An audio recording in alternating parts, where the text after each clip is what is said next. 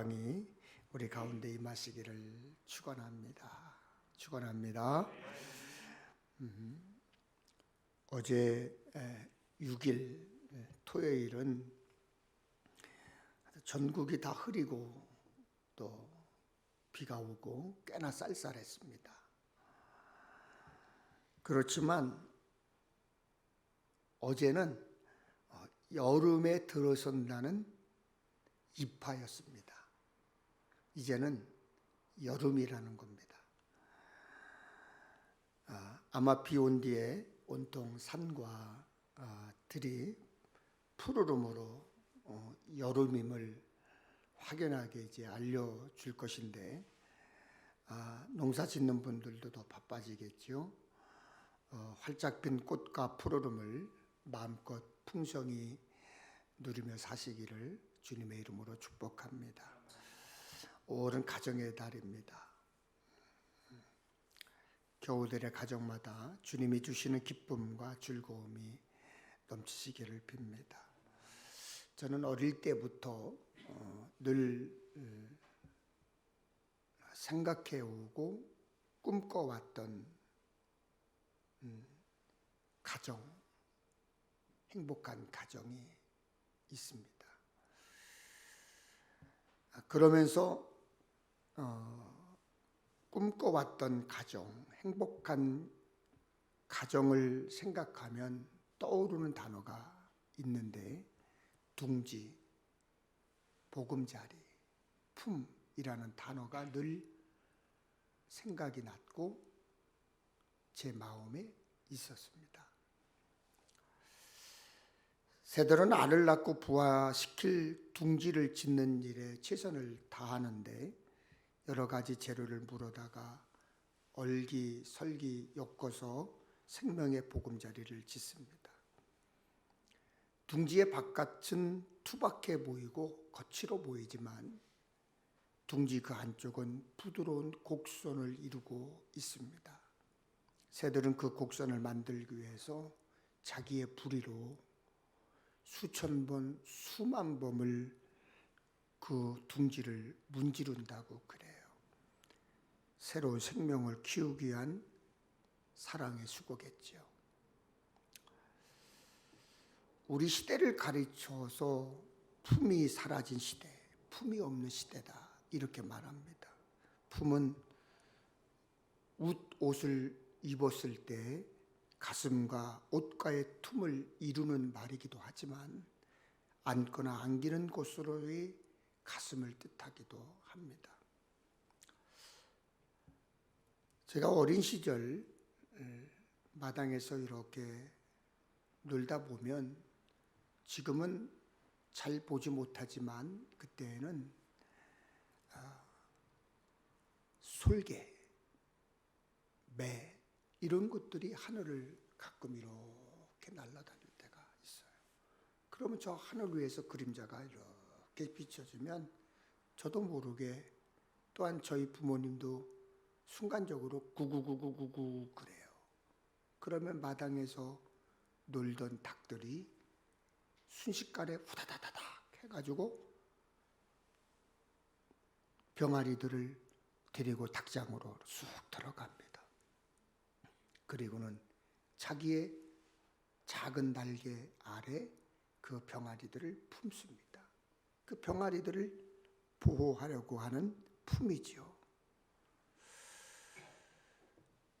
그것뿐만 아니라 추운 겨울에도 품에 안아서 깃털로 덮어주고 혹독한 추위로부터 여린 생명들을 지킵니다. 5월 가정의 달이 되니 어머니의 품이 그리워집니다. 어제도 저희 어머니의 사진을 이렇게 한참 들여다보고 있었는데, 어머니의 사진을 보면서 이런 생각이 들었습니다. 야, 사방이 다 벼랑이구나. 사방이 다 벼랑이구나. 떨어지지 않으려고 발버둥 치고 안간힘을 쓰다가 생각나는 게 어머니의 따뜻한 품인 것 같아요. 그리워지죠. 요즘 너무나 많은 가정이 위기를 겪고 있습니다. 더 이상 가정을 품으로 받아들이지 못하는 이들이 늘고 있습니다. 위기 청소년들이 늘고 학대받거나 방치된 아이들도 많습니다. 가정의 품이 품으로서의 역할을 다하지 못하고 무너지고 있습니다. 이 고단한 세상, 이길 힘, 견딜 힘, 어디에서 얻을 수 있을까요? 여러분은 이 힘든 세상을 어디에서 이길 수 있다고 생각하십니까? 이제 성경에서 물어봐야 돼요. 성경의 길을 물어봐야 할 때입니다. 하나님께서 가정의 기초로 세우신 기둥이 무엇인지를 살펴야 될 줄로 믿습니다. 여러분들이 신앙생활을 아주 멋지게, 아름답게, 그리고 기쁘게 살아내며 하나님께 우리의 가정을 지켜달라고, 우리의 가정을 보호해달라고 늘 기도할 수 있기를 부탁을 드립니다. 얼마 전 읽은 글입니다. 미국 스탠포드 의과대학 연구팀이 연구한 내용입니다. 사춘기 이전 아이들, 그 연구 결과에는 13세라고 정확하게 기록이 되어 있는데, 사춘기 이전 아이들은 낯선 여성의 목소리보다 엄마 목소리를 들었을 때 뇌가 더 활성화된다고 그래요. 반면 사춘기의 10대 청소년들은 엄마 목소리보다 낯선 여성의 목소리에 더 크게 반응을 한다고 연구 결과를 발표했습니다. 13세를 기점으로 우리 뇌는 엄마 목소리보다 낯선 사람 목소리에 집중하도록 변한다는 것이 증명된 셈이죠. 그렇다면 우리들이 자녀들을 기르고 있는 여러분들은 나와 자녀들이 다르다라는 것을 인정하셔야 합니다. 인정하실 때 그 가정에 평화가 있는 거죠. 여러분은 부모님과 또는 자녀들과 어떤 사이, 어떤 관계를 유지하고 지내십니까?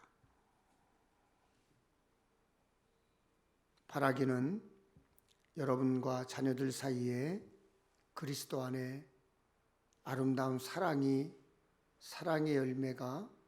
열매가 맺혀지기를 주님의 이름으로 축원합니다. 축원합니다. 며칠 전 동북전을 이렇게 걷고 있었어요. 똑같이 생긴 두 분이 함께 걷고 있었습니다. 아버지와 아들 같아 보였는데요. 몸이 불편한 아버지의 손을 꼭 붙잡고 산책하는 모습입니다. 제가 걷다가 뒷모습을 보고 먼저 걷다가 다시 돌아서서 그분들의 모습을 슬쩍 살펴봤습니다. 아마 아버지가 뇌졸중을 앓는 분이구나 라고 하는 것이 느껴졌습니다. 그 모습을 보고 사실은 제 마음이 뭉클했습니다. 눈물이 나왔습니다. 어머니가 보고 싶었고 부끄러운 마음도 들었습니다. 저는 그렇게 못했거든요. 어머니에게 그렇게 못했거든요. 마음이 무겁죠. 사실 가까운 사람에게 최선을 다하는 게 힘들어요. 우리가 아버지라고 부르는 하나님께 감사를 표현하고 은혜에 감사하며 사는 것, 그거 쉽지 않습니다. 그래서 성경에 보면 하나님께서 수시로 감사하라 가르치신 것 같습니다. 가족에게, 부모에게, 하나님께 감사를 표현하며 사시기를 바랍니다. 여러분, 자녀들에게만 고맙습니다, 감사합니다, 라고 하는 것을 받으려고 하지 마시고요. 여러분도 자녀들에게 고맙다, 감사하다 이렇게 표현하며 사시기를 간절히 바랍니다. 구약성경 사무엘상은 크게 두 부분으로 나뉘어집니다. 전반부에는 사울이 이스라엘의 리더로 세워지고 왕이 되어서 나라를 통치를 합니다. 후반부에는 통치자 사울의 몰락과 동시에 다윗이 이스라엘의 리더로 성장하는 모습을 보여줍니다. 오늘 본문은 이 두 부분을 구분하는 기준이 되는 사울왕 통치의 정점과 몰락의 분기점이 되는 말씀입니다. 성경은 당시의 상황을 이렇게 설명하고 있죠.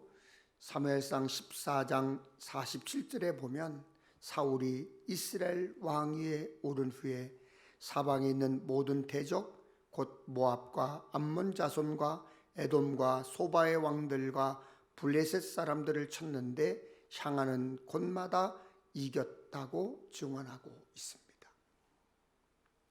사울이 왕이 된 후 이스라엘은 하는 전쟁마다 족족 이겼습니다. 그래서 주변의 어느 누구도 얕보지 못하는 강한 나라가 되었습니다. 사울은 강대국의 왕으로 전성기를 보내고 있었습니다. 그런 그때 사무엘 선지자가 사울 왕에게 찾아와 하나님의 말씀을 전합니다. 출애굽 때부터 이스라엘을 괴롭게 했던 아멜렉을 공격하라는 명령입니다. 그냥 가서 싸우라는 것이 아니었습니다. 하나님은 아멜렉과 전쟁을 해서 모든 사람과 그들의 소유와 그들의 가축까지 다 진멸할 것을 명령하셨습니다. 여러분, 진멸이 뭐죠? 모조리 다 죽여 없애는 것을 말합니다. 하나도 남김없이 죽여버리는 거예요. 명령을 들은 사울은 즉시 군사를 소집하고 곧바로 아멜렉을 향했습니다. 어렵지 않게 아말렉의 왕을 사로잡았고 아멜렉 백성들을 멸했습니다. 다만 한 가지, 사울이 하나님의 명령과 다르게 행한 것이 있었습니다. 사무엘상 15장 9절입니다. 양과 소의 가장 좋은 것 또는 기름진 것과 어린 양과 모든 좋은 것을 남기고 가치 없고 하찮은 것은 진멸하니라. 하나님께서 주신 마지막 기회, 마지막 기회임에도 불구하고 사울은 불순종했습니다. 왜요? 왜 그랬죠? 자기 영광이 우선이에요. 물질에 대한 욕심이 먼저였어요. 그것이 불순종을 일으켰고 하나님의 버림을 받게 되었습니다. 하나님은 다 없애라고 하셨는데, 하나님께서는 완전히 진멸하라고 명령하셨는데, 사울은 좋은 것, 쓸만한 것은 자신이 쓰려고 남겨뒀습니다.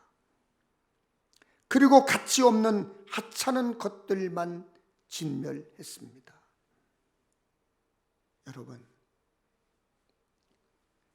세상의 이치는 그래요. 그게 맞을 수 있어요. 그렇죠. 그게 상식이라고 말합니다. 왜 다 없애냐? 좋은 물건인데. 저 사람은 살려서 내가 하인으로 쓸 수 있는데 왜 죽여야 되느냐? 저 물건은 버리지 말고 내가 사용해도 되고, 저 양과 소는 잡아서 배고픈 백성들을 먹일 수 있는데 왜 죽여야 하는가? 그게 세상의 이치예요. 그게 세상의 상식이에요. 그러나 그렇게 사울이 하나님 말씀에 온전히 순종하지 않자 하나님이 선지자 사무엘에게 말씀하십니다. 내가 사울을 왕으로 세운 것을 후회하노니 그가 돌이켜서 나를 따르지 아니하며 내 명령을 행하지 아니하였음이니라 하신지라. 사울은 하나님의 명령을 따르는 척했지만 온전히 100% 순종하지 않았습니다. 따르지 않았습니다. 하나님의 명령은 뭐예요? 모든 것을 진멸하라는 거예요. 머리털 하나도 남기지 말라는 거예요. 하나님은 그런 사울이 마음에 들지 않으셨어요. 얼마나 마음에 들지 않으면 사울을 왕으로 세운 것을 후회한다고 하셨습니다. 그런데 여기서 말하는 후회는 우리가 생각하는 후회와 좀 다릅니다. 하나님은 모든 것을 아시고 모든 일을 하실 수 있는 전지전능하신 하나님이십니다. 그래서 민수기에는 하나님을 이렇게 표현하시죠. 민수기 23장 19절에 하나님은 사람이 아니시니 거짓말을 하지 않으시고 인생이 아니시니 후회가 없으시도다. 어찌 그 말씀하신 말을 행하지 않으시며 하신 말씀을 실행하지 않으시랴.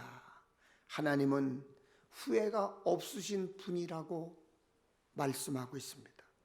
오늘 보면 사무엘상 15장 11절에 후회로 번역된 히브리 단어 니함은 후회라는 뜻보다는 후회할 만큼 한탄하다, 안타깝게 여기다 라는 뜻이 더 가깝습니다. 하나님의 명령을 온전히 다 따르지 않은 사울 때문에 하나님이 안타까워하신 거예요. 그런데 그런 마음을 하나님만 가지셨을까요? 오늘 본문 11절입니다. 사무엘이 근심하여 온 밤을 여호와께 부르짖으니.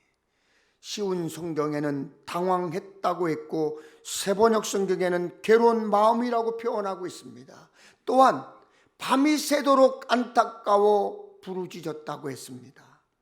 사무엘은 괴로웠고 근심했습니다. 그래서 밤새도록 온 밤을 부르짖어 기도했습니다. 다른 사람이 하나님의 명령에 순종하지 않는 것을 보고 사무엘이 밤새도록 기도했습니다. 그날 밤 사무엘이 무엇을 위해 기도했을까요?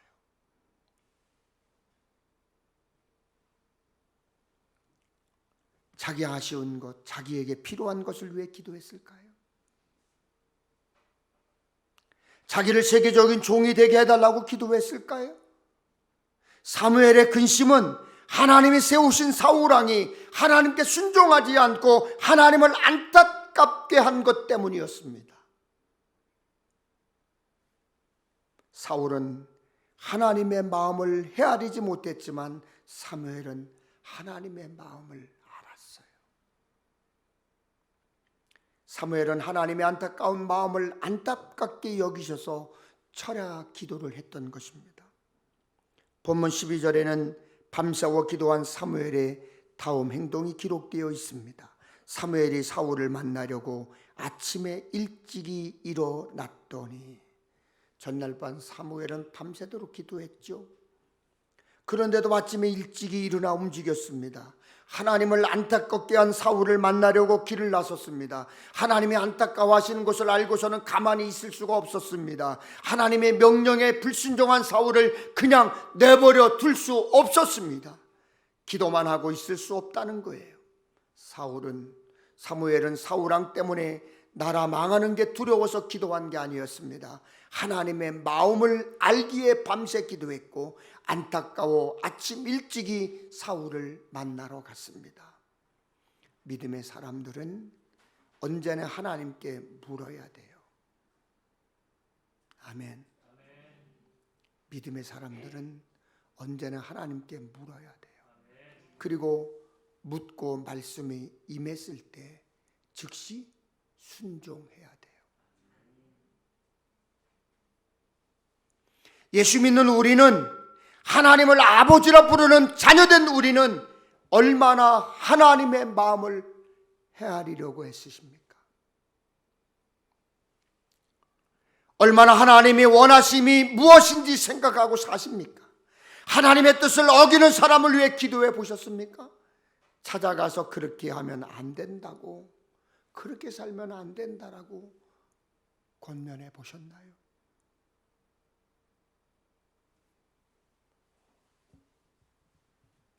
저는 안수받은 하나님의 종 목사로서 여러분에게 묻고 싶어요. 여러분은 요즘 무엇을 위해 기도하십니까?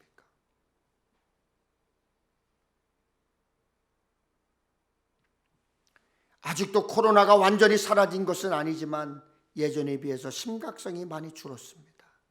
이제 많은 분들이 마스크를 벗고 생활을 해요.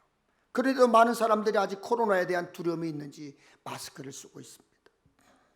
이처럼 상황은 조금은 나아졌지만 우리에게는 여전히 기도 제목이 있습니다. 틀어진 계획 때문에 앞을 내다볼 수 없어서 기도하는 이들이 있습니다. 경제가 어려우니 일터가 어려워 기도합니다.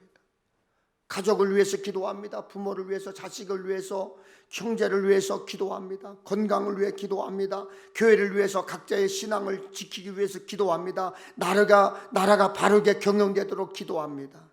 그러나 여러분 한번 되돌아보십시오. 하나님의 마음을 헤아리려고 기도한 적은 있으십니까? 내가 한탄한 일을 놓고 기도는 하는데 하나님이 한탄할 일을 생각해 보셨습니까? 내 상황, 내 기분, 내 고통에는 주목하면서 내 삶은 중요하고 집중하면서 정작 기도를 들으시는 하나님의 마음을 헤아리지는 않습니다. 여러분, 우리가 힘들면 우리를 사랑하시는 아버지 되시는 하나님도 힘드세요.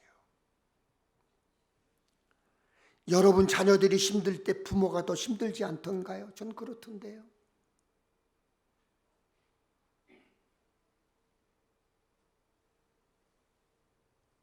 그 마음을 우리가 알아야 합니다. 그러므로 우리는 우리가 필요한 것만 위해 기도해서는 안 됩니다. 기도하면서 기도를 들으시는 하나님의 마음도 헤아릴 줄 알고 기도해야 되는 거예요. 이제 우리는 이 시대의 사무엘이 돼야 돼요. 자신만을 위해서 기도하는 자가 아니라 하나님이 원하시는 것이 무엇인지 그것을 위해 기도해야 합니다. 그런데 어떻습니까? 대부분 자신에게 필요한 것을 위해서만 기도합니다.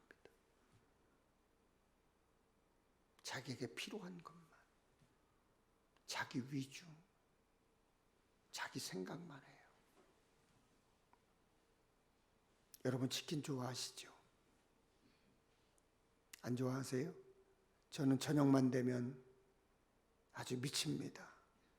밑에서 치킨 냄새가 올라오는데 밥을 먹어도 치킨 냄새 때문에 늦은 밤에도 저희 아내를 막 괴롭힙니다. 치킨 한 마리만 먹자고.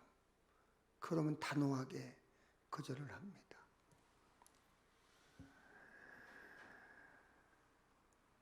여러분, 그런데 치킨 여러분들이 좋아하시는데 요즘 가끔가다 한 번씩 툭툭 올라오는 게 뭐예요?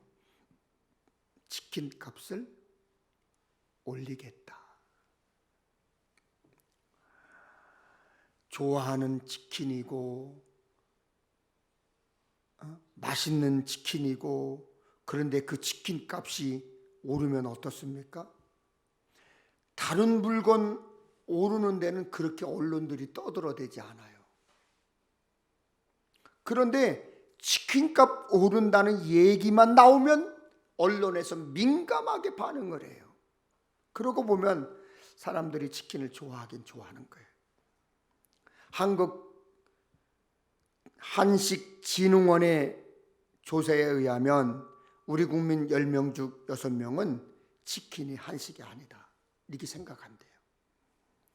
반면에 농림축산식품부의 조사에는 외국인이 가장 좋아하는 한식 메뉴는 치킨이래요. 예전에는 닭 잡으면 뭐 해 잡섰어요, 여러분? 닭백숙, 조금 그렇지 않으면 삼계탕, 뭐 그거잖아요. 조금 진해서 통닭구이가 나오고 통닭구이에서 조금 지나니까 막 잘라가지고 밀가루 입혀서 튀김 나왔잖아요. 그런데 요즘은 치킨 요리가 다양해졌습니다. 외국인들은 한국 음식으로 여기는데 한국인들은 한식으로 생각하지 않는다면 그럼 치킨은 어느 나라 음식인가요? 어느 나라 음식이에요? 연세 드신 분들은 아시겠지만 삼시세끼가 아니라 허기만 채우면 감사했던 시절이 있었어요. 그렇지요. 그럴 때가 있었어요. 그런데 이젠 세끼의 야식에 간식에 너무나 잘 먹어서인지 다양한 닭고기까지 즐길 수 있어서인지 일용할 양식을 위해서 절실하게 간절하게 기도하지 않아요.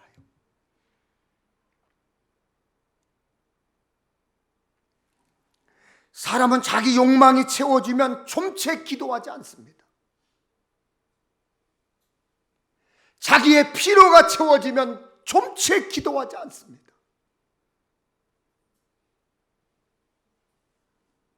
예수님은 주기도문을 통해 기도를 가르쳐 주셨죠. 예수님은 나라가 임하시오며 라고 기도하라 하셨고, 뜻이 하늘에서 이루어진 것 같이 땅에서도 이루어지이다 라고 기도하라고 하셨습니다. 하나님의 나라를 위하여 하나님의 뜻이 이루어지기 위하여 기도하라는 것입니다. 그런데 우리는 어떻습니까? 한때 일용할 양식을 달라고 기도하다가 요즘엔 그것도 잘 안 해요. 요즘엔 주로 시험에 들지 않게 해달라고 합니다. 그리고 주기도문 내용에 있지만 주문 외우듯 그냥 외워버리고 말아요. 그리고 자신의 영역, 자신의 통치 영역에 해당하는 자기 나라가 이루어지게 해달라고만 기도합니다. 그것이 문제예요. 그것이 문제예요. 우리는 가정을 위해서, 일터를 위해서, 교회를 위해서 해야 할 여러 가지 기도 제목이 있습니다. 물론 그런 기도가 필요 없는 게 아니에요. 응답하실 것을 믿고 기도해야 돼요. 예수 믿고 구원받은 우리들은 부족한 것 채워달라고 기도해야 하고, 문제 풀어달라고 기도해야 되고, 막힌 길 뚫어달라고 기도해야 돼요. 당연히 그런 것도 기도해야 되지만 이제는 사무엘처럼 내 문제를 뛰어넘어서 하나님이 안타까워하실 일들을 위해서 기도해야 합니다. 여러분, 오늘 설교 말씀을 들으시고 이번 한 주간 어떤 기도를 하시렵니까? 하나님은 대부분 자기 기준에 자기 판단으로 자기 욕심을 채우기 위한 기도를 안타까워하십니다. 아주 오래전 이야기입니다. 제 아내의 생일이었습니다. 여기 앉아있는 제 딸하고 오빠 배명 목사하고 이제 초등학교도 다니기 전이고, 저희 아들은 이제 초등학교 저학년 때였어요. 생일이 엄마 생일이라고 하니까 선물을 갖고 왔어요. 누런 봉투에 붕어빵 몇 개를 들고 왔어요. 그러니까 저희 집 사람이 고마워 배명아, 예술아 고마워 막 그러고 있었어요. 그리고 주고 조금 있다가 우리 예술이가, 저희 딸이 지 엄마를 보고 이렇게 했다가 어머 나 붕어빵 먹고 싶어 그러는 거예요. 그러니까 저희 집 사람이 먹어 그리고 얼른 주는 거예요. 여러분, 우리가 하나님께 기도하는 것, 우리가 하나님께 드리는 것 가만히 생각해 보면 다 어린아이 수준 아닙니까? 감사해서 예물 드리는 것, 감사해서 헌신하곤 하지만 나 이것 드렸는데 하나님 저한테 뭘 주실 건가요? 내가 드린 것 다시 주세요라는 마음을 가질 때 여러분 얼마나 많던가요?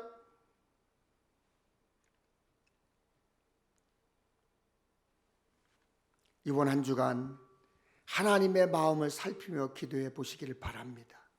함께 신앙생활하는 성도들을 위해서 기도하세요. 나라를 위해서 기도하세요.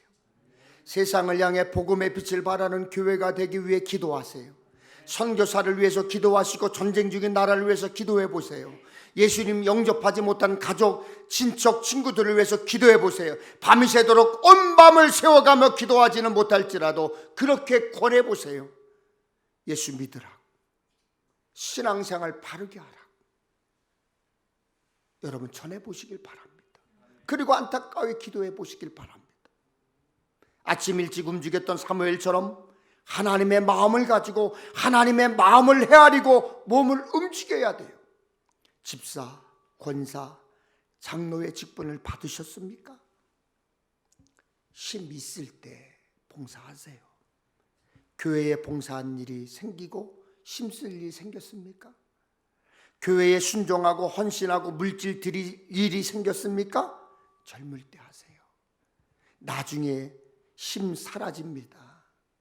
나중에 돈 벌 힘 사라집니다. 다음에 나중에 하겠다고 하지 말고 지금 오늘 헌신하고 일하세요.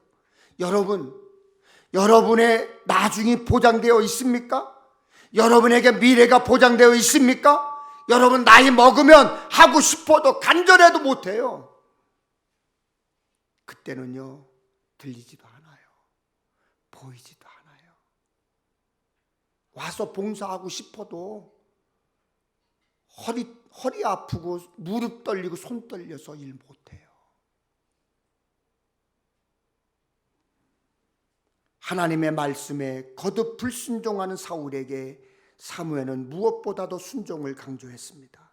그럼에도 사울은 아멜렉과의 전쟁에서 승리한 후에 교만하여 순종하지 않았습니다. 여러분, 불순종만이 아닙니다. 사울은 어리석게도 아멜렉과의 승리 후에 승전비를 세웁니다. 누구의 승전비예요? 자기의 승전비. 교만, 불순종, 병명, 자기 합리화, 결국 하나님은 후회하시고 사울을 버리십니다. 여러분, 메멘토 모리라는 말 아십니까? 메멘토 모리. 메멘토 모리는 자신의 죽음을 기억하라, 또는 너는 반드시 죽는다는 것을 기억하라, 내가 죽을 것을 기억하라 라는 뜻의 라틴어 낱말입니다. 메멘토 모리. 옛날 로마에서는 원정에서 승리를 거두고 개선하는 장군들이 시가행진을 했어요. 노예를 시켜 행렬 뒤에서 큰 소리로 외치게 했습니다. 메멘토 모리, 메멘토 모리.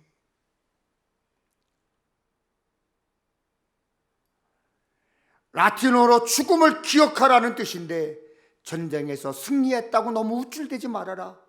오늘은 개선 장군이지만 너는 언젠가는 죽는다. 그러니 겸손하게 행동하라. 이런 의미에서 생겨난 풍습이라고 하는 거예요. 메멘토 모리. 이 라틴어 메멘토 모리를 우리도 기억해야 합니다. 언제까지 내일이 있는 것이 아닙니다. 다음에 언제요? 내일이 보장됩니까? 하고 싶어도 못 돼요. 그때 땅을 치고 후회해도 소용없어요. 지금 하나님께서 순종하고 헌신하고 봉사하라고 할 때 여러분 하십시오. 사무엘은 기도하고 움직였습니다. 사랑하는 성도 여러분, 안타까운 마음으로 기도해야 돼요. 그리고 권해야 돼요. 그리고 스스로도 몸을 일으켜 움직여야 합니다. 온 밤이라도 세워가며 기도할 마음을 갖는 것도 좋습니다. 몸을 움직여 남에게 권하는 것도 좋습니다. 그런데 알고만 있으면 무슨 소용이 있어요? 기도만 하고 있으면 무슨 소용이 있겠어요? 설교 듣고 수긍한다고 고개만 끄덕인다고 무슨 소용이 있겠어요? 선을 행할 줄 알고도 행치 않음이 죄라고 했습니다. 우리도 언젠가 하나님 앞에 갔을 때 잘했다, 너 참 잘했다, 착하고 충성된 종아. 아멘. 칭찬받는 자리의 주인공 되시기를 주님의 이름으로 축원합니다. 축원합니다.